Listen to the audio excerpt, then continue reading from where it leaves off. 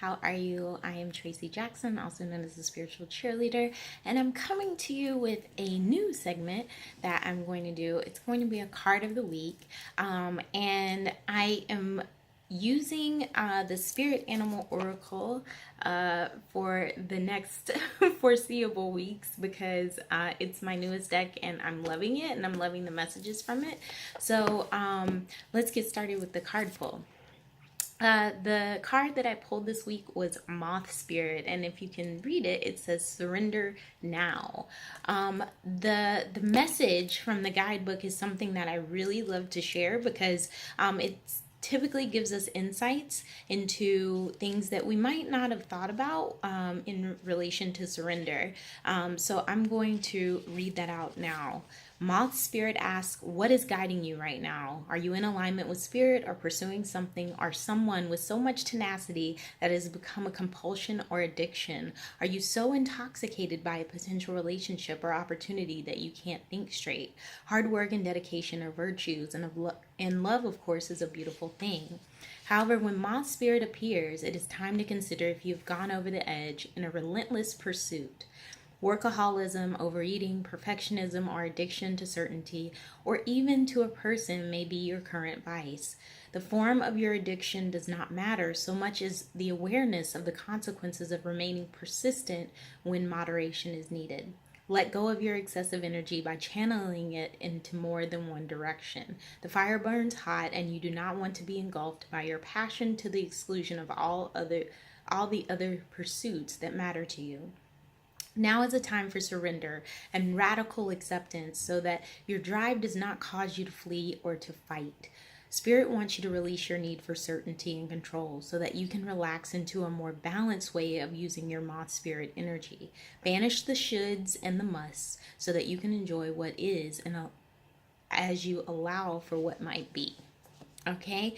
So in this message, the hit that I'm getting is the fact that so many of us are in this drive to make things happen over the course with money, with our job, with a relationship.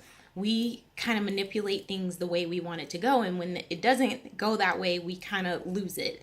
We have kind of this period where we're just like, oh my God, it's not happening how I want to, right? But if we release our grasp on these things, if we let them go, if we let them flourish in the way that they need to, they might fall away. That's true. They may fall away, but guess what? Something better is waiting for you if they do. If they don't fall away, they end up growing and blooming brighter than they would have had you just kept controlling them.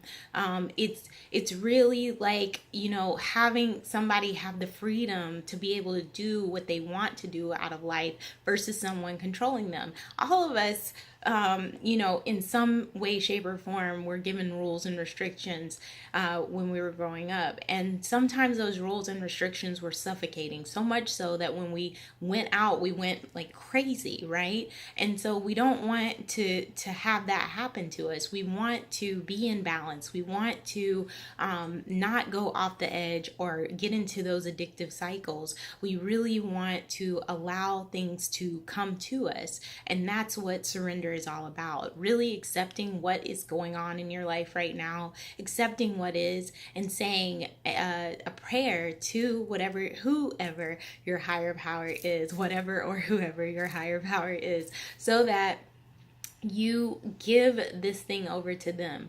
One of the ways that I do this is through a God box. I love my God box. It especially helps me when I'm struggling to give something up, when I want to pick it back up. So I created this little God box that basically has a slit in it, and I write down the message, I write down the prayer that I'm asking for, and then I hand it over and say, okay, it's yours, God, to handle, because that's my higher power. This is for you to handle. I'm not going to touch it again.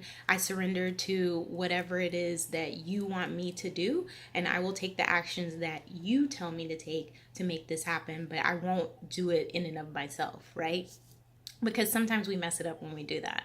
So I hope that this message helped you this week. Obviously, if you'd like this message delivered to you each week, you can subscribe to my weekly newsletter. It's called Weekly Pep.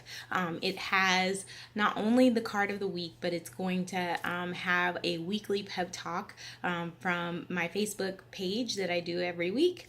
And some other tidbit of something that is kind of like, you know, I'm obsessed with for the week. And it gives you insights into some of my favorite books, some of the tips that I use to stay high vibe and navigate those rocky plains, and it also helps you to get into a daily groove of practicing some of the things that maybe I practice, or looking into some of the things that I practice, so that you can create a daily practice for yourself, so that you can remain in peace. So I really hope that you'll subscribe to that. And you can just click in the link to find that information so that you can subscribe to that email list. And I will talk to you guys soon. Have a great one. Bye.